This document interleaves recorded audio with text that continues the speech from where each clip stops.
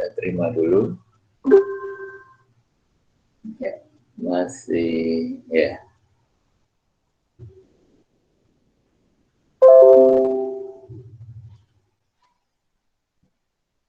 Baik ya. Hari ini kita akan membahas ya, materi lanjutan dari akuntansi keuangan lanjutan, yaitu mengenai perubahan kepemilikan, ya, changes in ownership interest. Tujuan pembelajaran yang pertama menyusun laporan konsolidasian untuk pembelian perusahaan yang dilakukan pada tahun berjalan. Kalau yang konsolidasian yang sudah kita pelajari sebelumnya, selalu di pembeliannya di awal tahun. Kalau sekarang pembeliannya tidak di awal tahun.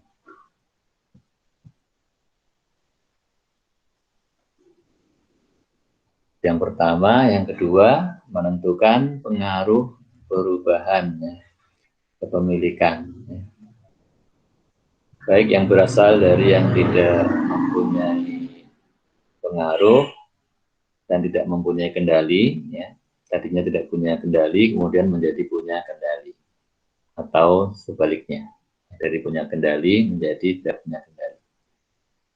Itu yang kedua. Kemudian yang ketiga,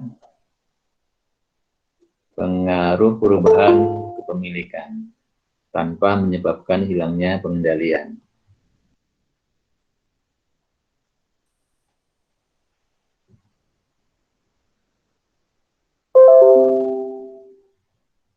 Yang ketiga, menentukan pengaruh perubahan kepemilikan tanpa hilangnya pengendalian. Ya. Nah, artinya nanti perubahannya masih di atas 51%. Misalkan dari memiliki 90 turun menjadi 70, atau sebaliknya, ya, dari 70 nambah sahamnya menjadi 80%. Misalkan. Itu yang ketiga. Kemudian yang keempat, menentukan pengaruh perubahan kepemilikan dari tim disposal. Ya.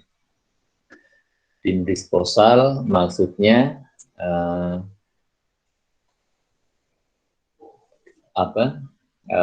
ini ya, si investi menerbitkan saham baru. Menerbitkan saham baru itu kan pada umumnya bagi pemegang saham yang lama memiliki hak untuk membeli, ya. Namanya hak preemptive right, yang hak untuk membeli saham baru yang diterbitkan oleh investi. Nah, apabila si investor ya tidak mengeksekusi haknya, hak preemptive right-nya, maka jatahnya dia akan dipilih oleh orang lain. Ini yang dimaksud dengan tim disposal. Kemudian yang kelima, menentukan pengaruh perubahan kepemilikan dari transaksi pembelian saham treasury. Ya. Jadi si investi membeli saham yang sedang beredar, ya, membelinya bukan dari parent tapi dari non-controlling interest, ya, menjadi saham treasury. Nanti bagaimana pengaruhnya? Baik, dan kita akan mulai dari yang pertama.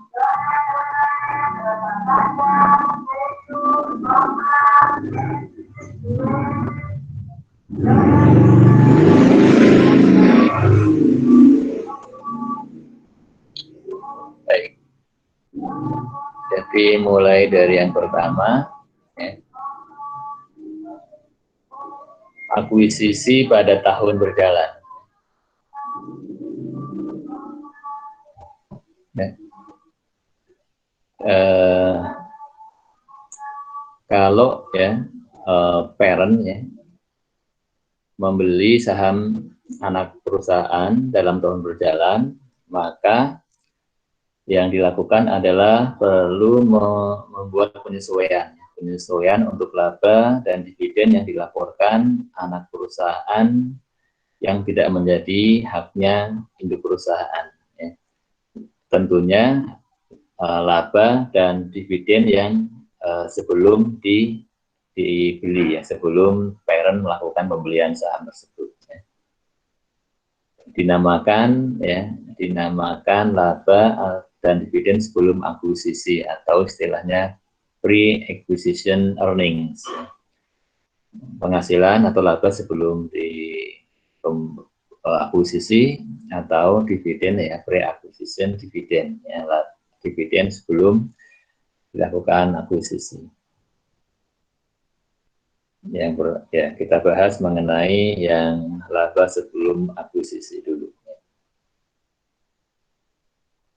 Menghitungnya bagaimana, ya? Ada dua metode untuk menghilangkan laba sebelum akuisisi. Ya. Yang pertama caranya, ya sudah, ya, yang simpel saja, ya. Penjualan dan biaya investasi sebelum akuisisi tidak diperhitungkan, ya, tidak diperhitungkan. Jadi laba ataupun dividen yang diperhitungkan ya setelah yang tanggal akuisisi saja. Kemudian cara yang kedua, ya, kita menghitung mulainya dari menghitung keseluruhan penjualan dan biaya pada periode tersebut, ya. Untuk satu periode keseluruhan, kemudian kita kurangi dengan bagian yang sebelum diakuisisi.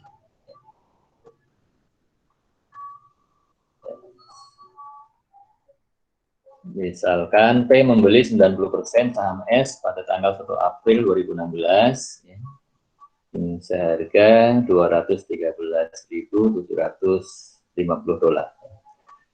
Kemudian laba, dividen, dan ekuitasnya S di tahun 2016 adalah seperti ini.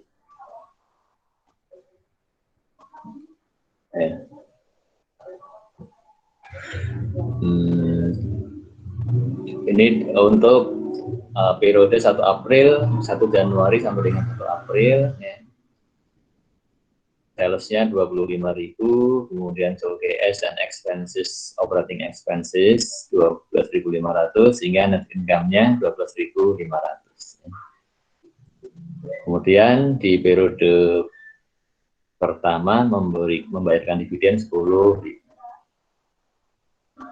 Selanjutnya untuk yang periode 1 April sampai dengan 31 Desember. Salesnya 75.000, COGS dan operating expenses 3.750, net income-nya 75 dikurangi 3.750, 3.750. Dividen yang dibayarkan di periode yang kedua 15.000. Kemudian kalau yang 1 tahun penuh, ya, setahun penuhnya, ya, salesnya ya penjumlahan dari ini, ya, 25 tambah 75, ya, 100.000.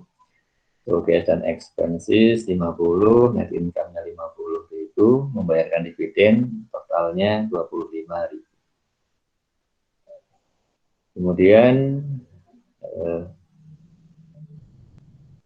untuk posisi stockholders equity-nya, ya, stockholders equity per 1 Januari ada capital stock 200.000, RE-nya 35.000, ya. Total equity S 235.000. Per 1 April CS-nya 200.000, RE 3.500, totalnya 237.500. Kemudian 31 Desember, ya, capital stock 200.000, RE-nya 60, kemudian equity-nya 260.000. Kemudian P tadi membeli sahamnya S pada tanggal 1 April, ya, pada tanggal 1 April dengan harga 213.750.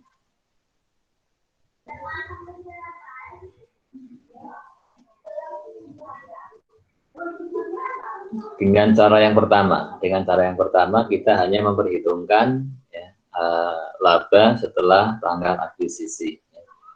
Berarti ya kita hitung nilai penjualan S mulai dari tanggal akuisisi 1 April sampai dengan akhir tahun. Menggunakan angka yang ini ya, April sampai 31 Desember 75.000, progresnya dan expenses-nya 3.500. Kemudian untuk bagian non controlling interest-nya ya, kita perhitungkan hanya untuk periode setelah akuisisi, yaitu berapa? 10% ya. Kalau P tadi membeli 90%, berarti NCI-nya 10% ini ya. 10% dari net income-nya P ya, setelah tanggal akuisisi. 10% dari 37.500. Oke, apa? Ya, dari net income-nya ini ya, 37.500 ya, kebetulan angkanya sama. Net income-nya S 37.500 berarti ya ya 10% dari ya, net income S ya tentunya ya. Net income-nya S.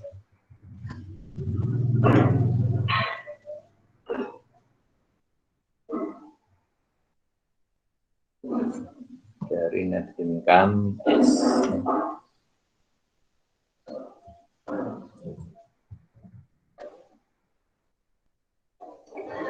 Ya. Sehingga ya untuk consolidated net income-nya ya, consolidated net income-nya ya dari S ya, yang dari net income-nya S ya, yang menjadi net consolidated net income adalah sebesar ya 75 ya, penjualannya dikurangi COGS dan expenses dikurangi bagiannya NCI ya, mendapatkan 33.750 ya.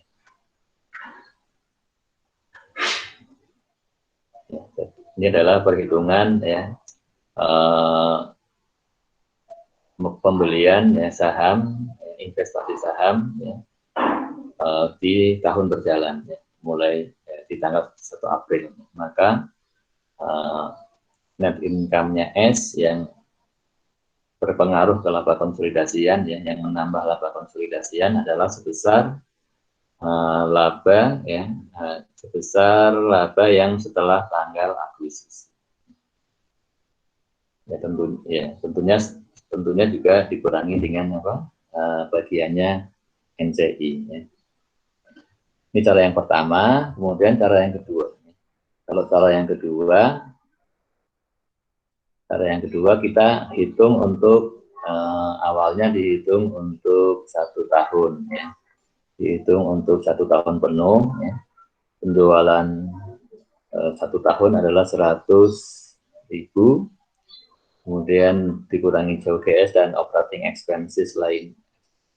Operating expenses 50.000, kemudian dikurangi ya bagiannya NCI ya, bagiannya NCI untuk setahun penuh ya. Kenapa setahun penuh? Karena kita memperhitungkan sales dan expenses-nya juga untuk setahun penuh kan ya.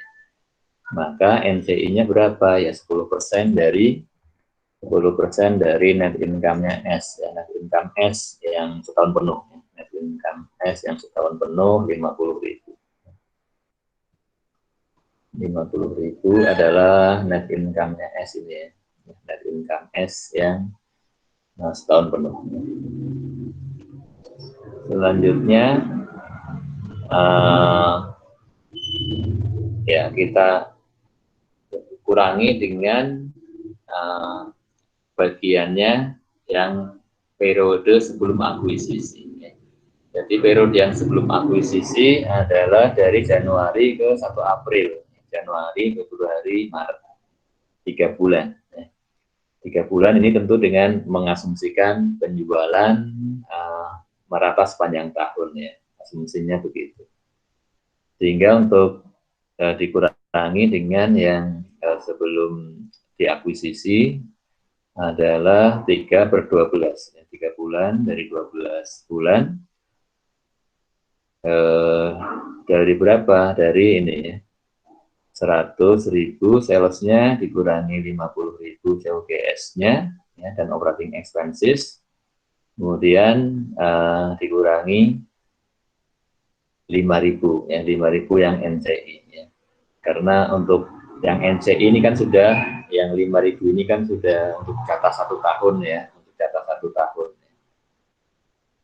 Sehingga untuk yang di pre-acquisition income-nya yang kita kurangkan ya sebesar ya, net income-nya ya, sales dikurangi WGS dan expenses, ya, ini adalah net income-nya 50.000, kemudian ya dikurangi dengan ya jatahnya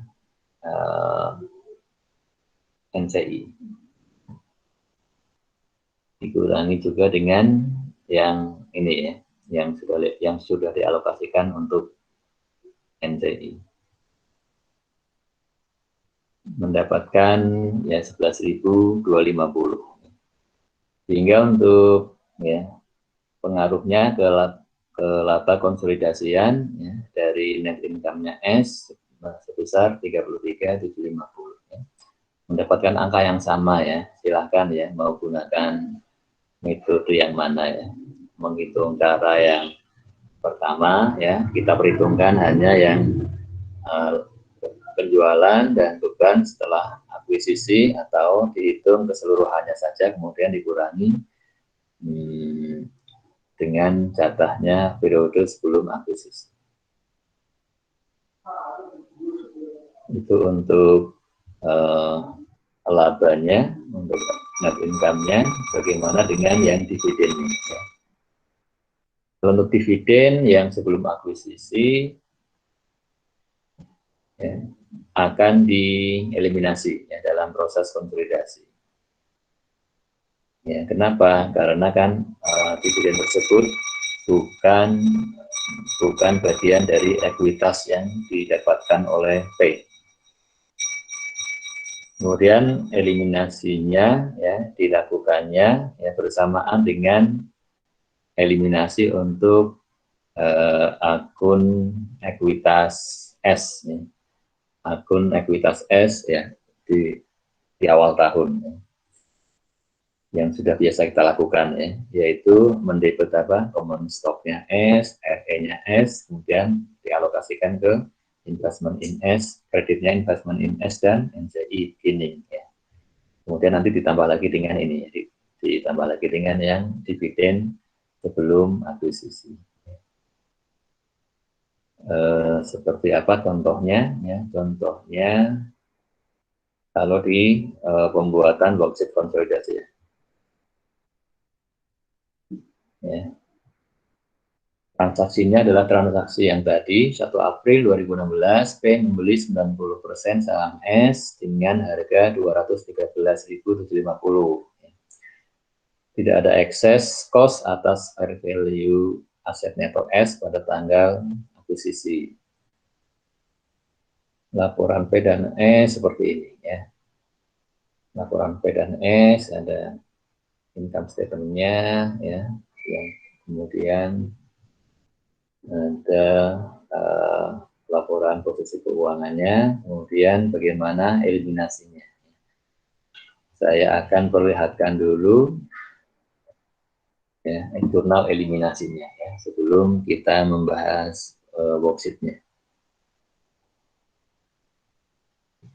Jurnal yang pertama mengeliminasi dividen income ya, dividen income-nya berapa yang diterima oleh P ya. Yang diterima oleh P adalah ya, untuk periode April sampai dengan Desember tadi datanya S membayarkan dividen 15.000 ya untuk semua investor, sehingga bagiannya P adalah 90%-nya yaitu 13.500. Eliminasinya seperti yang sudah kalian hafalkan ya, sudah kalian pelajari ya. Dividen income di debit, kreditkan dividen S 13.500.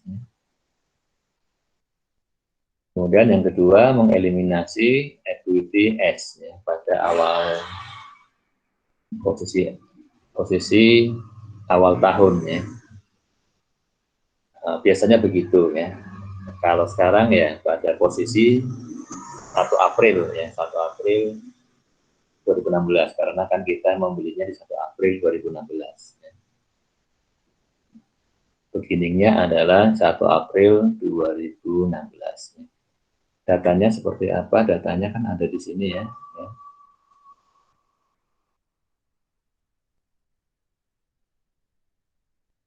RE beginningnya ya 35.000 S ya, kemudian ada capital stocknya 200.000 ya. RE beginning ya 35.000 debit, kemudian capital stocknya 200.000 di debit, kemudian ya investment in S ya, investment in S angkanya berapa? Investment in S angkanya ya sebesar investment in S per tanggal 1 April ya 213.750. Kemudian NCI beginningnya berapa? NCI beginningnya perhitungannya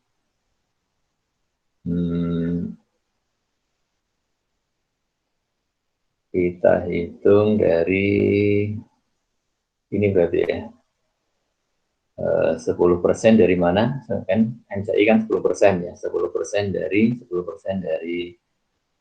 200 tambah 35 ya, tambah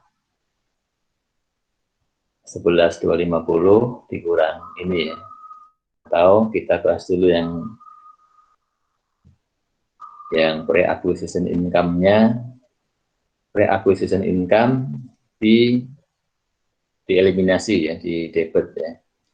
Di debit nilai angkanya berapa? Angkanya sebesar ya, income-nya net income-nya S kan 50.000 ya. 50.000 kemudian dikurangi dengan NCI-nya. NCI-nya 5.000, kemudian yang pre-acquisition berarti kan dari Januari ke 1 April yaitu 3 bulan ya, atau seperempat tahun ya. Seperempat dari net income dikurangi dengan NCI ya. Atau ya net income kali 90% jatahnya P gitu ya, sama saja ya. Mendapatkan 11.250, ini kita eliminasi dengan cara di debit, kemudian dividen ya. Dividennya juga kita eliminasi yang pre-acquisition dividen sebesar berapa? Sebesar dividennya itu ya, tadi sudah ada datanya untuk periode Januari sampai dengan 1 April ya, membayarkan dividen 10.000 ya. 90.000 kemudian ya dikalikan dengan 90% kepemilikan B. Ini 9.000 ya. Kemudian untuk ya, investment in S-nya berapa ya? Ini sebesar angka pembelian harga belinya tadi ya. Harga dengan harga 213.000 sekian ya, 50 ya. Atau bisa juga ya dihitung dari ya jumlah debitnya kita jumlah ya 35 tambah 200 plus juga yang ini akuisisi income dan dikurangi dengan yang ini, dikurangi 9.000 ini, kemudian dikalikan 90% untuk S, kemudian untuk NCI-nya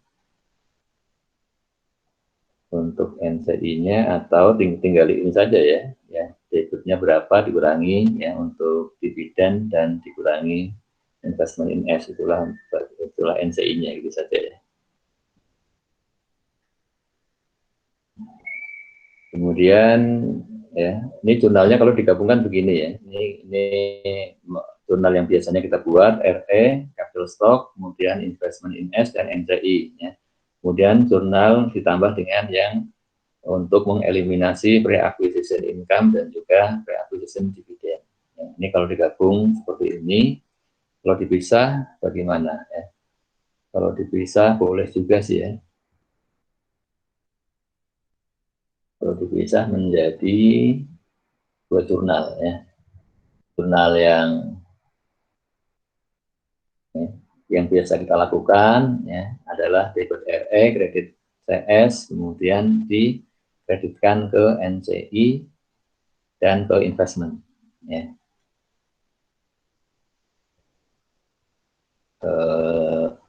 Investmentnya berapa ya, 90% dari 235.000 ya. NCI-nya ya 10% dari 235.000, 23.500 ya.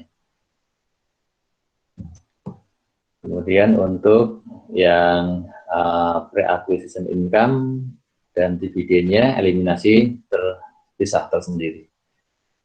Pre-acquisition income debit 11.000, ya, kreditnya dividen S 9.000 sebesar jatahnya P, selisihnya dikreditkan ke investment in S. Ya. Mungkin lebih sederhana yang kedua ya, lebih mudah yang kedua ya. Karena yang ini sudah biasa kita lakukan, tinggal kita menambah ya, yang untuk pre-akuisisinya. Selanjutnya ya.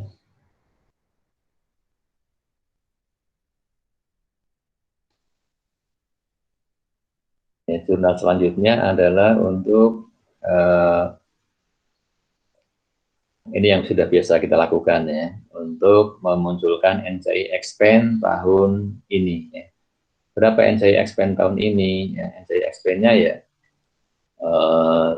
dari net income keseluruhannya ya, jatahnya dia 10% ya, jatahnya NCI 10%. Jatahnya NCI 10%. Kemudian di dividen S jatahnya NCI ya 2.500, 10% dari total dividen 25.000 kan ya. Kemudian selisihnya ke NCI ending, kredit ke NCI ending. Perhatikan ya untuk NCI expand ya, NCI expand sebesar ya tidak perlu dikalikan dengan 3/4 ya. Kalau jatahnya yang bagiannya parent kan tadi bagian labanya kan dari total dari laba 1 tahun dikalikan 3/4 karena akuisisi tanggal 1 April ya. Tapi untuk NCI expand ya, ini tidak perlu dikalikan 3/4 ya. Kenapa ya? Ya karena kan NCI ya dari Januari juga mereka sudah ada ya non controlling interest kan. Mereka dari 1 Januari juga sudah eksis ada di situ ya, sudah ada di sebagai investornya S, kita saja yang sebagai orang baru ya di parent ya. Kalau NCI-nya kan ya dari dulu juga memang sudah ada di situ ya, makanya untuk NCI expand-nya ya full ya 10% dari laba 1 tahun tersebut. Ini jurnalnya, jadi jurnal yang baru hanya ini saja ya. Jurnal yang baru adalah jurnal untuk mengeliminasi pre-acquisition income dan juga pre-acquisition dividend. Bagaimana caranya? Ya income kita debit, dividen di kredit untuk mengeliminasi selisihnya ke investment in S. Ya. Kemudian menghitung pre-acquisition income-nya ya. Untuk yang diperhitungkan adalah dari total net income ya. Total net income dikurangi dengan jatahnya NCI 10%, ya, kemudian kita kalikan seperempatnya, seperempat yaitu periode pre-akuisisinya kan 3 bulan ya, 1/4 tahun. Sedangkan untuk dividennya dihitungnya adalah dari dividen sebelum akuisisi ya 10% ya, dikalikan dengan jatahnya yang dikalikan dengan persentasenya P ya. Ya, karena kita akan menghitung menghitung ini ya. Ya, kemudian ya selisihnya dikreditkan ke investment in S. Selanjutnya bagaimana worksheet-nya ya. Worksheet konsolidasiannya yang pertama adalah ini yang kita eliminasi pertama tadi adalah eliminasi dividen income ya. Kemudian pasangannya dengan dividen, kemudian sudah ya, metode cost berarti ini, dividen income dengan dividen S sudah. Kemudian yang kedua, untuk pre-acquisition income ya, pre-acquisition income-nya kita eliminasi di debit, kreditnya apa? Kreditnya dividen, dan juga kredit ke investment ya, investment in S. Dan juga ini sekaligus yang model yang pertama, model yang digabung ya, mengeliminasi RE-nya S begini, kapitalnya S begini, kemudian kredit juga ke NCI begini. NCI begini ya, 23.500. Kemudian yang ketiga tadi adalah mengumpulkan NCI expand debit 5.000, kreditnya dividen, dan juga NCI ya, NCI ending. Itu untuk ya worksheet-nya. Selanjutnya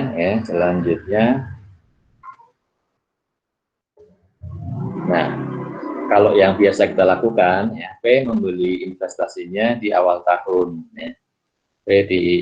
Membeli investasi di awal tahun, maka kalau membeli investasi di awal tahun, saldo investmentnya menjadi berapa ya? Saldo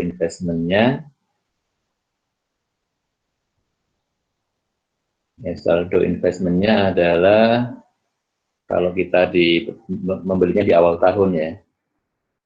Kalau membeli di awal tahun, maka saldo investmentnya akan menjadi 211.500 ya. Kalau yang kita membeli membelinya pada tanggal 1 April, kita akan nilai investmentnya berapa ya? 213.750 nih ya, yang di data di awal tadi ya. Ini kita membelinya di 1 April. Kalau kita membelinya di per 1 Januari ya, tentunya ya nanti ya harga belinya menjadi 211.500.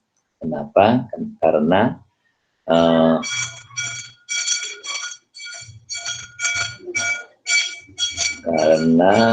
ada ini ya, selisih sebesar ini ya, selisihnya sebesar ini, selisihnya akan sebesar ini ya, 2.250 ya. Jadi kalau kita membelinya adalah di 1 Januari ya nanti ya, di 1 Januari bukan di 1 April, maka ya, nilai investmentnya per 1 Januari ya nilai investment per 1 April dikurangi yang pre-acquisition-nya. Ya, sehingga ya kalau di awal nilai di 1 Januari 211, kemudian tambahan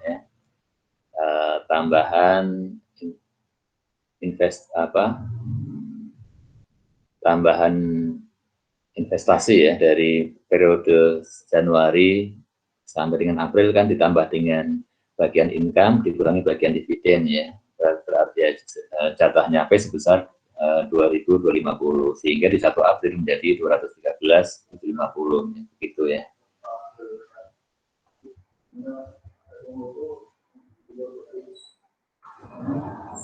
Nah, untuk worksheet-nya ya bisa juga menggunakan versi yang kedua ya, tanpa ya tidak memunculkan pre-acquisition earning dan dividen, tidak memunculkan pre-acquisition earning dan dividen. Kalau tadi kan ada ya. Nah, kalau tanpa memunculkan pre-acquisition earning seperti apa? Ya. Kita lihat dulu jurnalnya ya. Jurnalnya yang pertama sama ya, eliminasi dividen sama dengan yang versi pertama. Kemudian untuk yang kedua ya, yang keduanya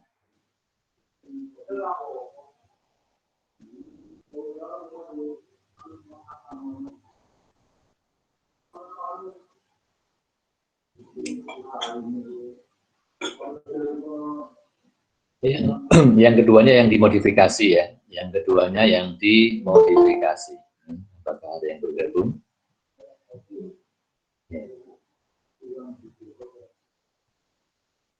Jadi yang dimodifikasi adalah di jurnal yang kedua ya. Sekarang ya, jadi RE yang biasa kita yang untuk equity-nya S tetap ya, RE beginning, capital stock beginning ya, kemudian investment in S dan NCI tetap ya, akun-akunnya tetap. Yang berubah adalah yang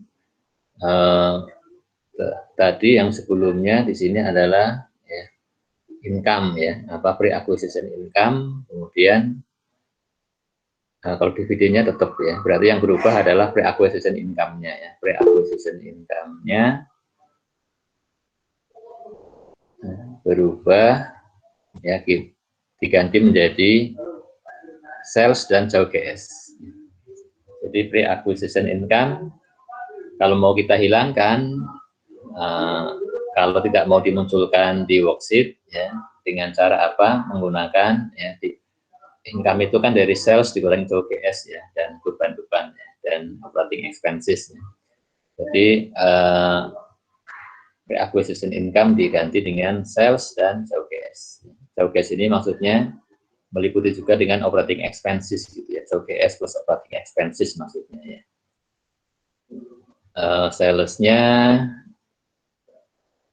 Salesnya yang dieliminasi yang pre-acquisition ya, dari total 100.000 yang pre-acquisition adalah 3 bulan atau seperempat tahun. 25.000, kemudian COGS-nya ya, COGS dan operating expenses total 50.000 yang pre-acquisition adalah seperempatnya yang 3 bulan ya, 12.500. Yang selebihnya sama ya. Hanya saja untuk non-controlling interest-nya ya, non-controlling interest-nya angkanya berubah di sini ya, untuk jurnal yang B menjadi angkanya berubah ya. Dapatnya dari mana nih? Dapatnya dari ya non-controlling interest yang beginning ya, beginningnya dari 10% 10% ya, kepemilikannya NCI, kemudian dikalikan ini ya 200.000 ya, capital stock-nya, kemudian 35.000 RE-nya ya, kemudian ditambah dengan pre-acquisition income ya, sebesar 25.000 dikurangi 12.500 kan ya, atau sama dengan ya 12.500 ya. Besar 24.750. Selanjutnya untuk yang jurnal ketiga ya, NCI expense ya. NCI expense-nya ya, kalau yang sekarang menjadi perhitungannya 10% dari 37.500 ya. Dari NCI-nya diperhitungkan yang ini hanya untuk yang periode setelah akuisisi ya. Untuk periode setelah akuisisi ya. Yaitu setelah akuisisi labanya berapa? Ya, labanya yang laba April sampai dengan 31 Desember ya.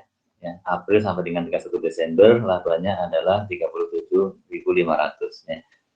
Nah, tadi kan keseluruhan laba setahun 50.000, kemudian laba yang Januari April kan 12.500 ya, sehingga laba April sampai dengan Desember ya 37.500 ya. Di data juga ada, nanti silakan dicek lagi ya. NCI expense-nya diperhitungkan di sini hanya untuk yang periode setelah akuisisi. Kemudian ini dividen, untuk dividen S-nya, dividen keseluruhannya, ya, NCI ending, ya ini selisihnya ini ya 37 dikurangi yang 25 ini. Ya. Mengapa di sini diperhitungkan hanya dari net income setelah akuisisi ya, karena ya karena untuk bagian NCI atas laba sebelum akuisisi sudah ditambahkan di sini. Sudah ditambahkan di sini. Kalau di jurnal yang versi yang sebelumnya kan di sini adalah 23, 250 kan ya NCI-nya ya. Itu adalah NCI awal tahun ya. Kemudian ya, kalau yang angka 24.750 adalah NCI ya, begini awal tahun ditambah dengan bagian laba sebelum akuisisi ya. 12.500 dikalikan 10% ya, 1.250 ya, sehingga menjadi 24.750 ya. Penjelasannya begitu ya. Ya silakan saja ya, nanti mau pakai versi yang mana ya. Selanjutnya ya, itu adalah bagian yang pertama ya. Bagian yang pertama sudah selesai ya. Kemudian kayaknya ada baiknya kita jeda sejenak ya. Kita jeda sejenak ya, saya akan menghentikan rekaman dulu ya. Nanti rekamannya supaya tidak